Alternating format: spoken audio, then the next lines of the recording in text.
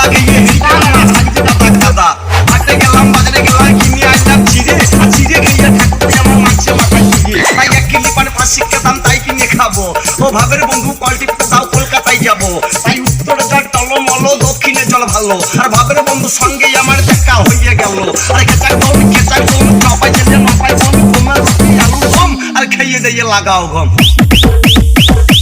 লাগাও গম লাগাও গম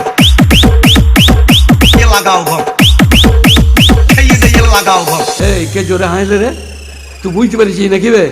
বিয়ে দিয়ে দেবো কেঁদে মরে যাবি।